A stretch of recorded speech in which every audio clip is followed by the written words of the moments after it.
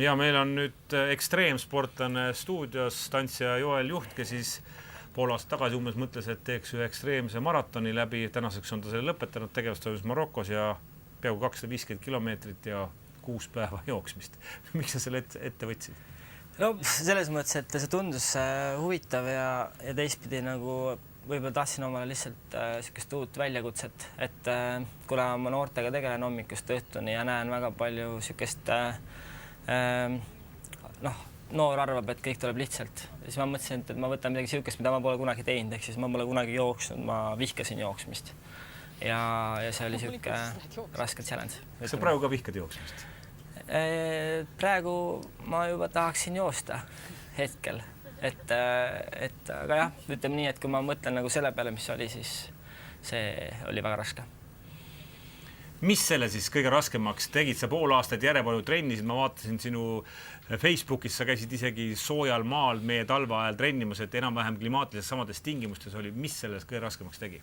No selles mõttes, et neid raskeid hetki nagu seal oli hästi palju, et ütleme, et üks asi on kuumus on ja kõik kardavad seda kuumust. Maksimum kuumus oli 51 kraadi ühel päeval, aga mis kõige hullem seal võib-olla on nii-öelda siis see liiva tolm, mida sa ei näe, et see tõmbab su suu hästi kuivaks ja vett on sul limiteeritud kogus, ehk siis kokku meil nädala peale 83 liitrit vett.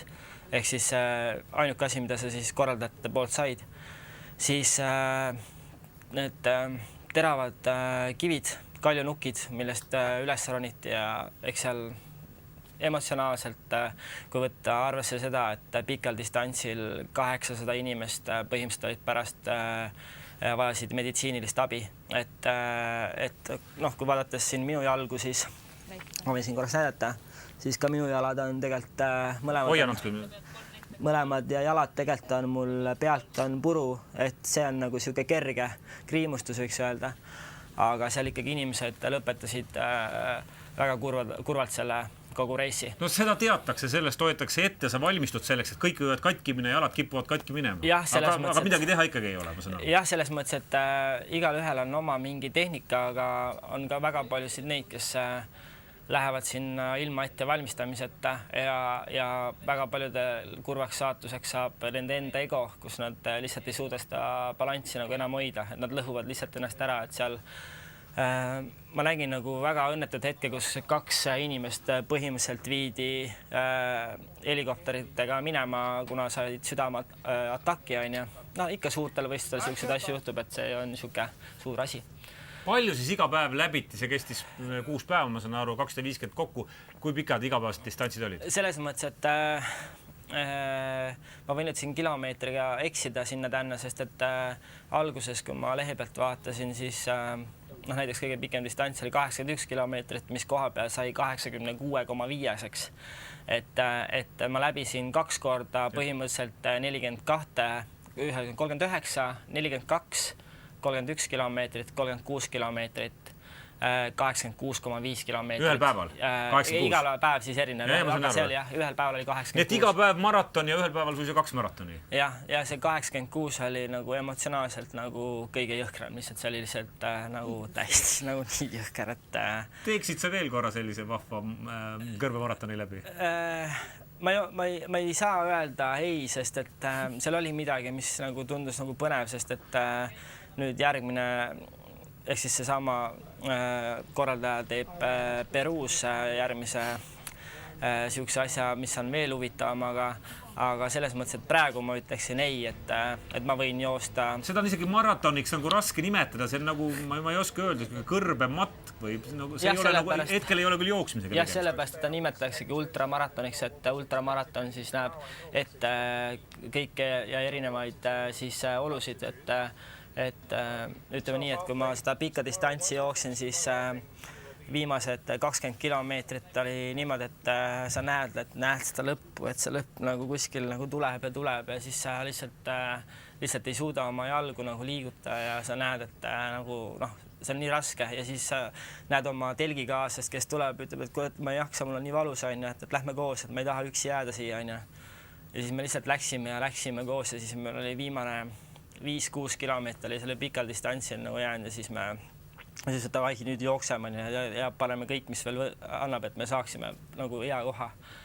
Ja siis me jõudsime sinna finišisse ja see oli siuke tunne nagu, et nagu mingi siuke suur koormus oleks nagu pealt ära läinud, see oli nagu päris raske, aga noh, ütleme minu jaoks kõige emotsionaalsem moment oli 42 ehk siis viimane distants, kus ma tegin oma rekordi, oma jooksurekordi, kus ma jooksin, mu keskmine aeg, kilomeetri aeg oli 6:30 ja ma lihtsalt selle pika distantsil ööga õppisin liiva peal jooksmise ära ja ma jooksin seda nii kiiresti, et mul 30. kilomeetril sain esimest korda siis selle nagu jooksu ajal siis sain lihas selle krambi ja ma jäin nagu 15 minutit või 20 minti jäin lihtsalt niimoodi lukku, et mul lihtsalt oli nutumaik oli suus, sest et ma nagu panin omale eesmärgiks, loomulikult ma ütlesin välja, et võiks 100 sisse joosta, aga see oligi minu nagu enda nagu motivaator, et ma teen kõik selleks, et Eestit esindada nagu hästi ja anda endast parima. Mitmes sa olid siis lõpuks? Ma lõpuks jäin ehk siis lõppkoos või ütleme siis selle terve reisi peale ehk siis 6 päeva peale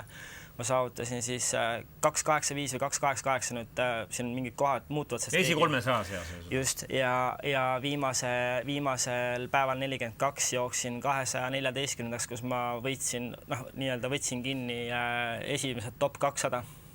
Sa oled palju pilte ka, sa jõudsid seal mingit tantsu ka veel teha, ma vaatasin, et kus see jõud siis välja tuli?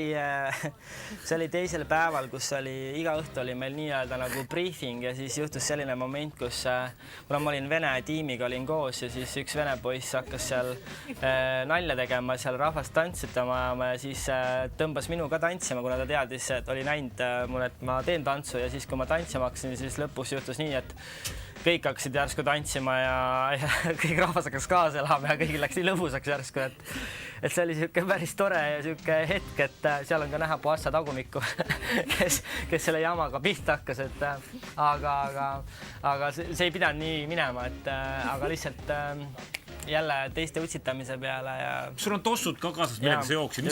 Mida sa tahtsid meil näidata? Ma tahtsin näidata lihtsalt seda, et põhimõtteliselt see on siis, mis on juhtunud 247 kilomeetriga, põhimõtteliselt tald on, kõik on ära läinud, kivid on kõik ära lõhkunud selle talla ja siis siin on kaasas ka siuke tore, kui siia peale istud, siis saad tunda, mis see tähendab. See on siuke ogaline värk. Jah, et paljajalu nagu seal käia ei saanud ja teine asi veel see, et mul ei ole, mul on sama paar nagu enne, millega ma treenisin, ehk siis ma jooksin sellega 1400 kilomeetrit ettevalmistust ja need tossud näevad palju ilusamad välja kui need, millega aga midagi pole, aga nii lagunenud midagi pole, võiksid võlpanna ka ära ei viska, võiksid veel ja lisaks on siis siin on peale eraldi on siis tossul kate, millega siis kaitsesin jalgu nagu liiva eest ja juhtus ühel päeval see, et mul kuna see liivatolm läks sinna luku vahele, siis ma tõmbasin selle luku põhimõtteliselt puru ja mul põhimõtteliselt oli nagu päris siuke karauul seis, et mõtlesin, kuidas ma selle nagu ära parandan, siis ma ühe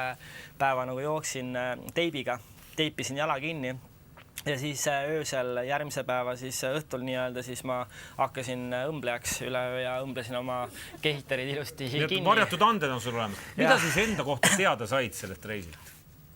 Seda on jube raske praegu öelda, sest et minu käest on veel küsitud seda, ma lihtsalt ei ole veel endale seda veel kõike veel selgeks nagu teinud, et ma nägin nagu ilu, ma nägin õudust, ma nägin nagu kõike, ma ise tundsin valu, mul oli 2 päeva rämedad lihasvalud, ehk siis pärast seda pikka distantsi, siis kui 42 oli ja ma üritan nagu endale, ma tean, et ma sain ühe asja selgeks omale, et ei ole olemas ja seda ma ütlen kõigile eestlastele, et ei ole olemas ühtegi asja, et kui sa ütled, et ei, et see sulle ei meeldi, et igat asja on võimalik teha omale meeldivaks, lihtsalt sa pead seda jube palju kordi tegema nii kaua, et hakkab meeldima.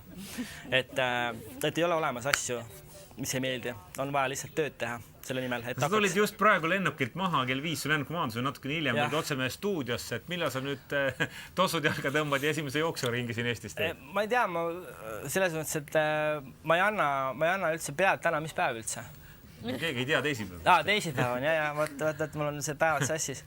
Et ma üldse ei imesta, kui näiteks laupäeval juba lähen teen väikse sutsakana, et siuke tunne nagu küll on. Praegu nagu jalad juba nagu on juba nagu tahaks, nagu mõte nagu oleks. Et ma viskasin naljad, et nii palju just, et tahakski tänada tegelikult inimesi, kes on nagu kaasa elanud ja oma treenereid ja toetajaid, et tegelikult on nii palju häid sõnu nagu öeldud edasi, et ma isegi viskasin nalja, et selle nimel võiks juba Tallinnast Jõgevale joosta, et ühel päeval, et tõesti väga just see õhtu nagu ütleme väljaspoolt inimesed said mulle saata nagu meile sinna ja siis meil nii-öelda postiljon iga õhtu tõi nii-öelda paberi peal tõi need kirjad ja siis see oli niisugune hästi nagu tore hetk, kus sa nagu tundsid nagu, et keegi nagu elab kaasa ja sa saad nagu sellest nagu jube palju nagu motti juurde, et seda jooksu üldse teha, et seal oli ikkagi hetki sellised, kus ikkagi mõtlesid, et miks ma siia küll tulin,